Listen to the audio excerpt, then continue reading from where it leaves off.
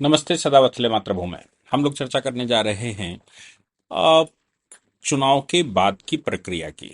ये तो तय हो गया है कि एनडीए सरकार बनने जा रही है और ये भी तय हो गया है कि एनडीए सरकार की तरफ से मोदी जी प्रधानमंत्री होने वाले हैं। यानी कि प्रधानमंत्री जी लगातार तीसरे टर्म में प्रधानमंत्री बनने वाले हैं। हालांकि भारत में ये सौभाग्य केवल इससे पहले दो लोगों को मिला है, बल्कि तीन मान लीजिए। दो लोग वो जो गांधी परिवार से थे और एक अटल बिहारी वाजपेयी जी। गांधी परिवार से नेहरू जी को 3 बार चुनाव लड़कर जीतकर सरकार बनाने का अवसर मिला और चौथी बार वो जॉर्ज सस्टम की कृपा पर बने थे। 3 बार इंदिरा गांधी को सरकार बनाने का अवसर मिला था और इसके बाद सरकार बनाने का अवसर 3 वर्ष से ज्यादा और तीसरी बार सरकार बनाने का अवसर मोदी जी को मिला है। इंदिरा गांधी 11 वर्ष से ऊपर ज्यादा तक प्रधानमंत्री रही और नेहरू जी 16 वर्ष से ऊपर प्रधानमंत्री रहे, जिसमें से 12 वर्ष चुनाव जीतकर और 4 वर्ष या 5 वर्ष, 4 वर्ष मान लीजिए, 4 वर्ष वो पहले जो जो जॉर्ज पंचम ने उनको प्रधानमंत्री, जॉर्ज सस्टम ने उनको प्रधानमंत्री बनाया था, यानी कि माउंटबेटन ने उनको शपथ दिलवाई थी। अब ये तो इतिहास हो गया कि और तीसरे अटल बिहारी वाजपेयी जी भले ही 13 दिन 13 महीने और फिर 6 साल 5 साल के लिए सरकार बनी हो, लेकिन 3 बार प्रधानमंत्री बने। 3 बार प्रधानमंत्री बनने वालों में 3 व्यक्ति ही हैं, चौथे व्यक्ति मोदी जी होंगे। हाँ, ये तो तय बात है कि चुनाव लड़ते समय सीटें कम ज्यादा होती हैं। इंदिरा गांधी चुनाव लड़ी थी, उनकी सीटें भी पहली बार में कम हुई थी, लेकिन बाद में 71 के उसके बाद उनकी सीटें बढ़ी थी। नेहरू जी चुनाव लड़े थे, उनकी सीटें भी लगातार कम हुई थी। मोदी जी चुनाव लड़े, ये मैं गुजरात की बात करूं तो वहां पर भी चुनाव लड़े, जीते, फिर लड़े, फिर सीटें बढ़ी, फिर कम हुई, फिर बढ़ी। तो ये सीट जो है कम ज्यादा होना, ये एक प्रक्रिया का हिस्सा है। वो आत्ममंथन पार्टी करेगी कि पार्टी के इतने बड़े कैडर होने के बावजूद सीटें ज्यादा क्यों नहीं निकली, सीटें कम क्यों हो गई, पार्टी 240-45 की तरफ क्यों सिमट कर रह गई, पार्टी 272 का आंकड़ा जो 2014 में 282 का आंकड़ा था, वैसा आंकड़ा पार क्यों नहीं कर पाई। वो आत्ममंथन की बात है। लेकिन 10 वर्ष की सरकार के बाद एंटी इनकम्बेंसी जितनी बढ़ती है, उस एंटी इनकम्बेंसी को फैलाने में विपक्ष ने जिस प्रकार जाति, रिजर्वेशन, संप्रदाय, इनका सबका इस्तेमाल किया, वो सब अपने आप में बताता है कि सरकार बन रही है, ये भी एक बड़ा चैलेंज था। वो मैं मानता हूं कि एनडीए की सरकार बन रही है और एनडीए के नेतृत्व में जो दो बड़ी पार्टियां हैं, उसमें एक टीडीपी है और एक जेडीयू है। टीडीपी के चंद्रबाबू नायडू जी से इंडी गठबंधन ने बात करने की कोशिश की थी, जिसका जवाब अभी डिजिटल न्यूज में आ गया है। जिसके जवाब के रूप में उन्होंने कहा क्रेडिबिलिटी पर चुनाव लड़ा जाता है, संख्या पर नहीं, और मोदी जी ही हमारे प्रधानमंत्री होंगे। यानी कि 240 और 16 256 हो गई। हमें चाहिए 272। 272 के लिए अब नीतीश बाबू के पास आ जाइए, 12 सीटें उनके पास हैं। ऐसा भी कह सकते हैं कि रामविलास पासवान जी के बेटे चिराग पासवान के पास 5 सीटें हैं, तो 5 सीटें उनकी मिला लीजिए। हमने, यानी कि जितेंद्र राम मांझी के पास 2 सीटें हैं, उन्होंने भी आश्वासन दिया। तो कुल मिलाकर सरकार ठीक ठाक चलेगी और नहीं चलेगी तो मध्य प्रदेश में एक बार सरकार बना चुके हैं कमलनाथ, क्या हुआ हम सब देख सकते हैं।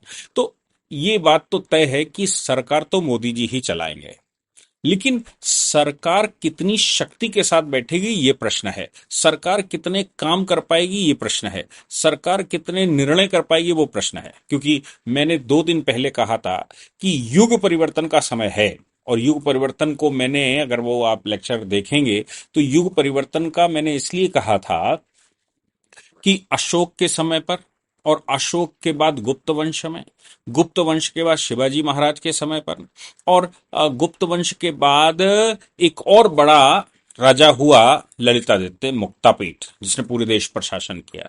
ललितादित्य मुक्तापीठ के विषय में ज्यादा लोगों को जानकारी नहीं है, लेकिन वो शासक बहुत बड़ा था, इसमें कोई शक नहीं। कश्मीर उसका केंद्र था और उसने पूरे हिंदुस्तान में समुद्रगुप्त की तरह शासन किया। उस शासक की एक और खास बात थी, यहाँ पर प्रसंग आ गया है तो इसलिए मैं बता रहा हूं, क्योंकि वो शासक की खास बात थी, वो जहां कहीं भी युद्ध करते थे, युद्ध करने के बाद उसी राजा को उसी राज्य में बिठाते थे, उनकी सारे दार्शनिकों को उठाकर कश्मीर ले जाया करते थे, और दार्शनिक उनके पास होते थे, निर्णय वो करेंगे, इंप्लीमेंट आप करिए, राजा बने रहिए। है, मतलब इस प्रकार के भी भारत में राजा हुए हैं। तो इसके बाद शिवाजी महाराज की शासनकाल का मैंने उस दिन जिक्र किया था, नहीं किया था मुझे याद नहीं है, लेकिन हिंदुस्तान पर मुगलों को पूर्ण रूप से समाप्त कर शिवाजी महाराज के वंशज यानी कि मराठा साम्राज्य स्थापित हो चुका था। दिल्ली पर भी मराठों का कब्जा हो चुका था, और बाकी ये जो आलमगीर वगैरह थे ये पेंशन भोगी हो चुके थे। जब तक अब्दाली नहीं आया तब तक ऐसे ही चला, अहमद शाह अब्दाली को ये लोग बुलाकर लाए, और फिर वो पानीपत का तीसरा युद्ध हुआ। खैर, विषय ये है कि हर बार परिवर्तन पूर्ण रूप से हुए हैं, और तीसरी बार सरकार बनने पर ही हुए हैं। तो अभी मोदी जी की तीसरी बार सरकार बन रही है, और जो समय है, मैंने ये भी कहा था कि जो शासक बैठा उसके 70-75 वर्ष बाद ये अमूलचूल परिवर्तन आए। देश में परिवर्तन के बाद 70-75 वर्ष में बड़े निर्णय हुए। अब हमारे देश में भी 2014 1947 या मैं कहूँ 1951 में शुरू हुआ मामला, 1951 से 2024, अब ये समय 73 वर्ष का हो चुका है, और अब अमूलचूल परिवर्तन का समय है। अगर वैसा न किया जैसा कनिष्क ने निर्णय लिया था कि बौद्ध संप्रदाय को स्थापित करना है और महायान की स्थापना करी थी, ऐसा निर्णय ना लिया जो अशोक ने किया था कि उसने बुद्ध को स्थापित किया, फिर बुद्ध के नियमों को पूरे संसार में स्थापित किया, ऐसा परिवर्तन ना किया जो समुद्रगुप्त ने किया था या गुप्तों ने किया था कि भागवत को भारत का मूल संप्रदाय बनाया। वैसे सांप्रदायिक परिवर्तन का समय आ गया है, और उस सांप्रदायिक परिवर्तन के समय को निर्णय लेने के लिए एक शासक की आवश्यकता है। और मुझे नहीं लगता कि 2024 के मतलब 2029 में हमें यह अवसर मिलने वाला है, क्योंकि अभी इस चुनाव में एक बड़ा चैलेंज था जो बीजेपी के लिए बड़ा खतरनाक था। पश्चिमी उत्तर प्रदेश में खास तौर से, असम की बात करें, बंगाल की बात करें, तेलंगाना की बात करें, तमिलनाडु की बात करें, केरला की बात करें, यहां एक बड़ा चैलेंज ये था कि बड़ी भारी संख्या में 50 से ज्यादा कॉन्स्टिट्यूएंसी ऐसी थी जिसमें 50% से ज्यादा मलेच्छ थे, 50% से ज्यादा मलेच्छ।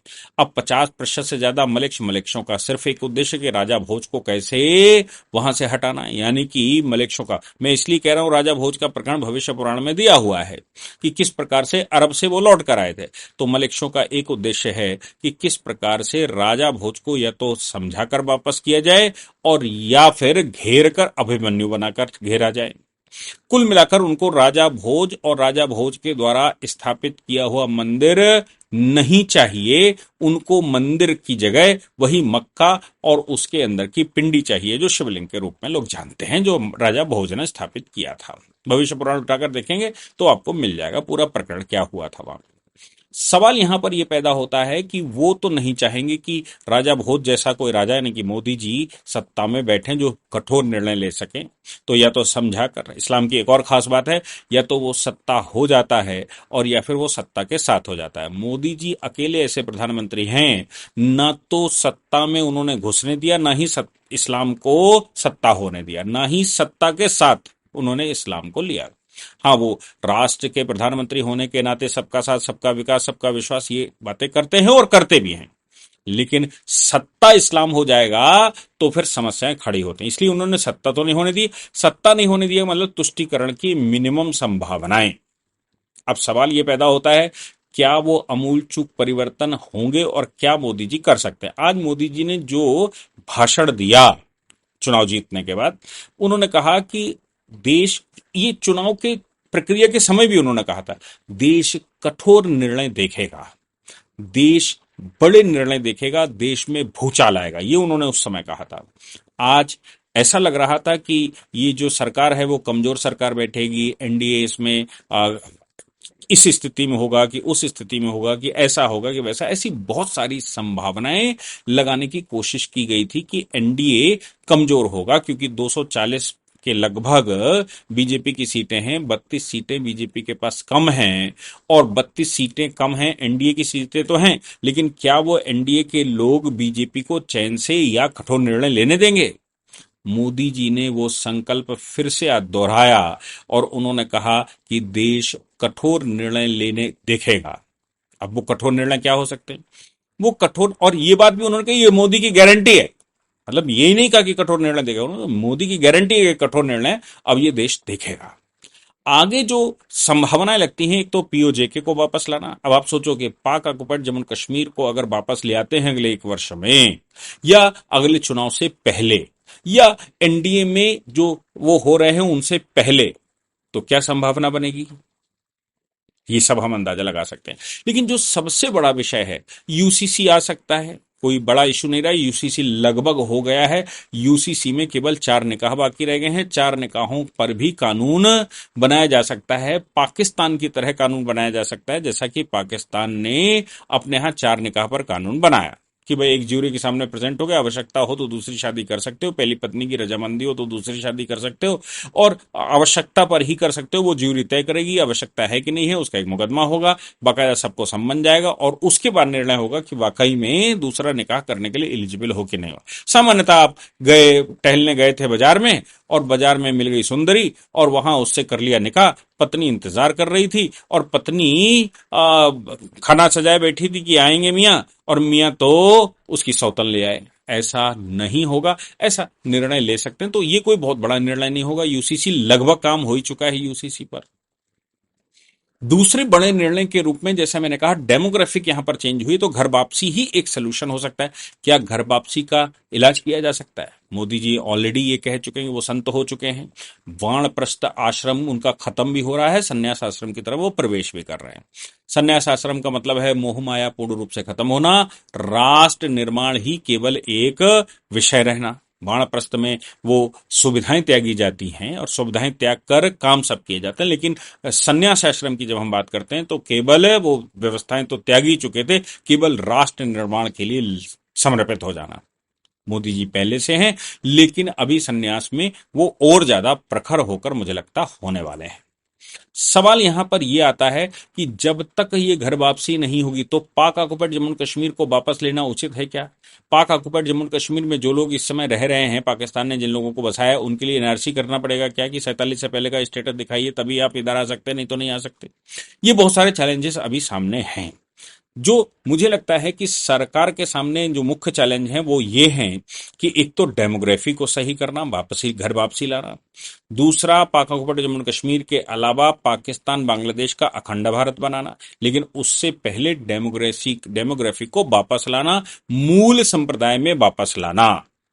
उसके लिए बड़े निर्णय लेने पड़ेंगे। सीधा आह्वान करिए कि आइए आप अपने सनातनियों के साथ मिल जाइए, और अब सनातन को जो जो आएगा उसको हम सुविधाएं देंगे, उसको हम व्यवस्थाएं देंगे, उसको हम और सिक्योरिटी देंगे। ये आह्वान किया जा सकता है, किया जाना चाहिए मेरे अनुसार। एक बात और कि भारत को मैन्युफैक्चरिंग हब बनाना, मोदी जी लगातार उस पर काम कर रहे हैं। भारत मैन्युफैक्चरिंग हब बनेगा। आज उन्होंने भाषण में भी कहा कि मोबाइल मैन्युफैक्चरिंग के मामले में विश्व के हम दूसरे नंबर के कंट्री बन चुके हैं। आगे जो निर्णय हो सकता है वो ये हो सकता है कि संवैधानिक रूप से, पूरे संविधान के परिवर्तन की चर्चा नहीं कर रहा हूं, संवैधानिक रूप से जो माइनॉरिटी को प्रोटेक्ट करने वाले क्लॉज दिए हुए हैं, या माइनॉरिटी को सुविधाएं देने वाले, ज्यादा सुविधाएं देने वाले क्लॉज दिए हों, उनका संशोधन हो सकता है। तो एक तो मैन्युफैक्चरिंग हब भारत को बनाना है। दूसरा, यूएनओ में परमानेंट सदस्यता की बात आती है। तीसरा, पीओजेके को वापस लिया जा सकता है। चौथा, पाकिस्तान बांग्लादेश के खिलाफ कोई बड़े एक्शन लिए जा सकते हैं। पांचवा, भारत ये डेमोग्राफी को सही करना, जो सबसे बड़ा निर्णय होगा, जो सबसे क्रांतिकारी निर्णय होगा। हजारों वर्षों में कभी कभी ये होता है, कम से कम भारत के इतिहास में 500-600 वर्षों बाद ही ऐसा परिवर्तन देखे गए। तो ये एक परिवर्तन करना, और इसके अतिरिक्त जो भारत में करने वाली बातें हैं वो है भारत में इंपोर्ट को कैसे मिनिमाइज किया जाए और एक्सपोर्ट भारत का बढ़ाया जाए। एनर्जी को कैसे भारत में आत्मनिर्भर बनाया जाए। डिफेंस के मामले में भारत एक्सपोर्टर बने और आत्मनिर्भर भी बने। ये कुछ निर्णय हैं जो करने पड़ेंगे। एक चीज और ध्यान देने वाली बात है, वो ये है, ये मेरे पर्टिकुलर सजेशन है, लोग बायस समझ सकते हैं इसको, कि 37% के अप्रॉक्स सवर्ण जनरल कैटेगरी के लोग हैं। 37%, उनको इग्नोर नहीं किया जा सकता। उस पर भी मुझे लगता है कुछ काम सुनिश्चित होगा, निश्चित रूप से होगा। तो ये बहुत सारे विषय जो उन्होंने संकल्प लिया था और उन्होंने कहा था कि इनको मैं करूंगा, वो करने के लिए आज फिर से उन्होंने दोहराया है और भारत को पुनः विश्वगुरु की तरफ बिठाने के लिए और उस वो स्थान देने के लिए उन्होंने फिर से आज से संकल्प लिया और कहा है कि ये मोदी की गारंटी है कि हम ऐसा करेंगे। जय हिंद, जय भारत, वंदे मातरम।